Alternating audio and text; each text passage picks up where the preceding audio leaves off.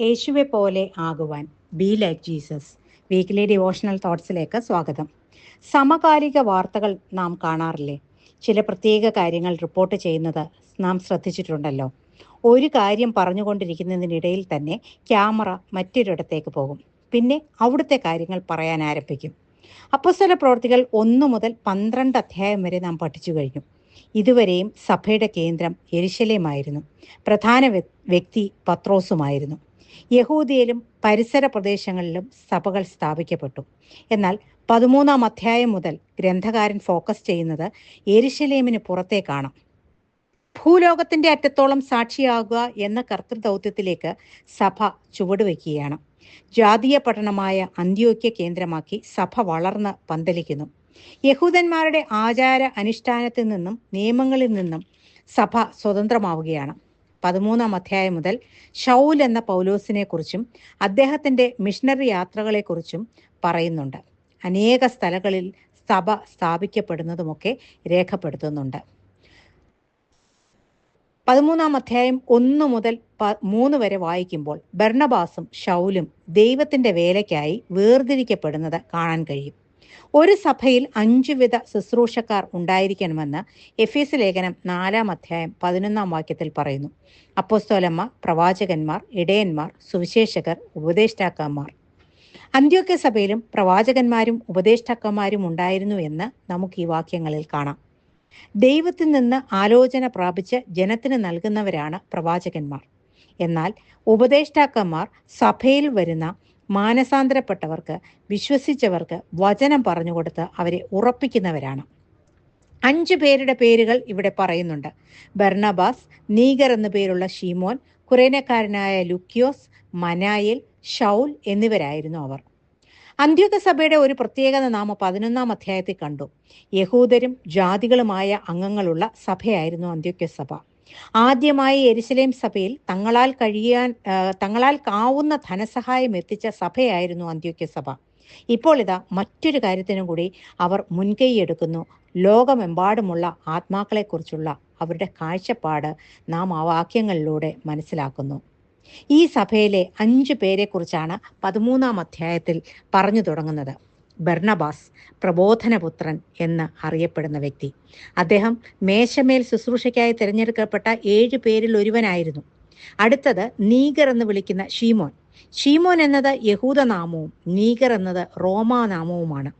ആ പേരിന്റെ അർത്ഥം കറുപ്പെന്നാണ്. ഒരുപക്ഷെ നീഗർ കറുത്ത നിറമുള്ളവനാകാം. കുറേനക്കാരനായ ലുക്യോസ് ആണ് അടുത്തത്. മനായേൽ എന്ന വ്യക്തി ഹെരോദ അന്തിപ്പാസിന്റെ ബാല്യകാല സുഹൃത്തായിരുന്നു. ഒരു രാജകീയ ബന്ധം അവനുണ്ടായിരുന്നു. അവസാനം പരാമർശിക്കുന്നത് ശൗലിനെയും. ശൗലാകട്ടെ യഹൂദ സഭയെ ഉപദ്രവിച്ച് നടന്നവനായിരുന്നു പണ്ട്. ഈ 5 പേരുടെയും പ്രത്യേകത, അവർ വ്യത്യസ്ത സമൂഹങ്ങളിൽ നിന്നുള്ളവരായിരുന്നു. അവരുടെ തൊലിയുടെ നിറം പോലും വ്യത്യസ്തമായിരുന്നു. 12 അപ്പോസ്തലന്മാരുടെ കൂട്ടത്തിൽ ഇല്ലാത്തവരായിരുന്നു അവരെല്ലാം. ലേവ്യനായിരുന്നു ബർണബാസ്, കർത്തവനായ നീഗർ, നോർത്ത് ആഫ്രിക്കക്കാരൻ ലുക്യോസ്, പരീശനായ ശൗൽ, രാജകുടുംബവുമായി ബന്ധമുള്ള മനായേൽ. വർഗ, വർണ്ണ, സാമൂഹിക വിദ്യാഭ്യാസ വ്യത്യസ്തതകൾ ഉള്ളവരായിരുന്നു അവർ 5 പേരും. എന്നിരുന്നാലും പരിശുദ്ധാത്മാവ് എഴുതിയിരിക്കുന്നു, അവർ കർത്താവിനെ ആരാധിച്ചും ഉപവസിച്ചും കൊണ്ടിരുന്നപ്പോൾ എന്ന്. അവരിൽ നാം കണ്ടെത്തിയ വ്യത്യാസങ്ങളൊന്നും ക്രിസ്തുയേശുവിൻ്റെ കൂട്ടായ്മയെ ബാധിച്ചില്ല. ഒരു മിഷൻ പ്രവർത്തനത്തിൻ്റെ യഥാർത്ഥ ചിത്രം ഇവിടെ നമുക്ക് കാണാൻ കഴിയും. ഇവിടെ അവർ ഒരുമിച്ചിരുന്ന് പ്രാർത്ഥിച്ചത് മറ്റൊന്നിനുമായിട്ടായിരുന്നില്ല. അടുത്ത ഘട്ടം അതിനു വേണ്ടിയായിരുന്നു.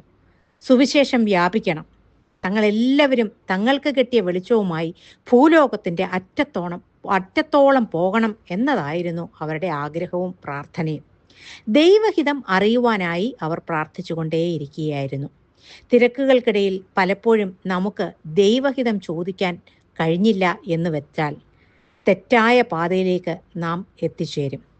വിവാഹം, പഠനം, ജോലി, ശുശ്രൂഷ, പ്രസംഗം എല്ലാം ദൈവഹിത പ്രകാരമാകട്ടെ. പ്രാർത്ഥനയിൽ നാം വിവിധ വിഷയങ്ങൾ കർത്തൃസന്നിധി സമർപ്പിക്കുമ്പോൾ ഏറ്റവും നല്ല ഹിതം പരിശുദ്ധാത്മാവ് വെളിപ്പെടുത്തി തരും.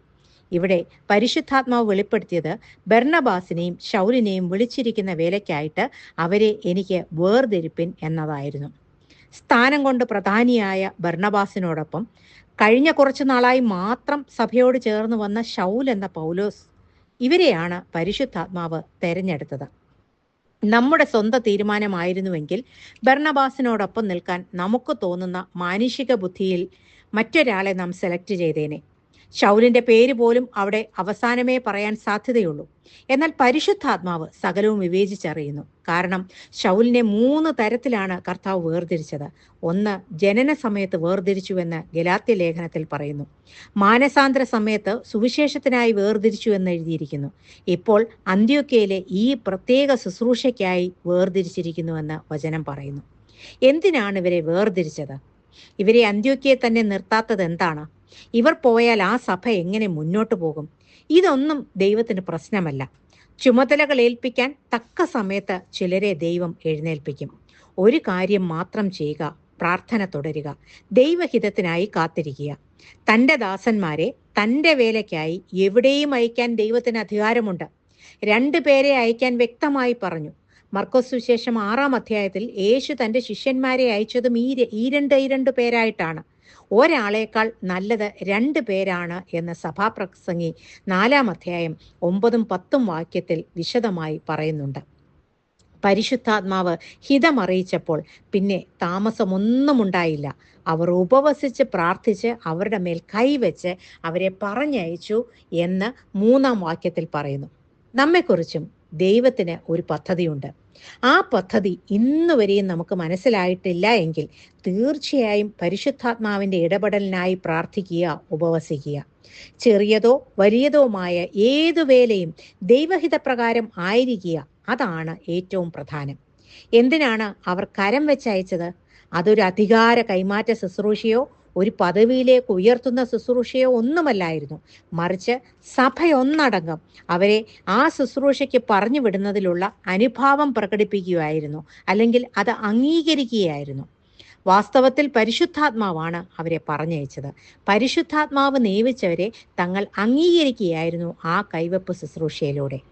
ഈ അന്ത്യോക്യ സഭയെപ്പോലെ ആത്മാവിനെ നയിക്കപ്പെടുന്ന, ഉപവാസവും പ്രാർത്ഥനയുമുള്ള, ദൈവഹിതത്തിനായി കാതോർക്കുന്ന, അംഗീകരിക്കുന്ന ഒരു സഭയിൽ നിന്ന് ഇതുപോലെയുള്ള മിഷനറിമാർ പുറത്തേക്ക് പോകൂ. അതിനായി സമർപ്പിക്കപ്പെട്ട സഹോദരീ സഹോദരന്മാർ ഓരോ സഭകളിലും ഉണ്ടാകട്ടെ എന്ന് പ്രാർത്ഥിച്ചുകൊണ്ട് ഈ ധ്യാന ചിന്ത ഇവിടെ അവസാനിപ്പിക്കുന്നു. God bless you all.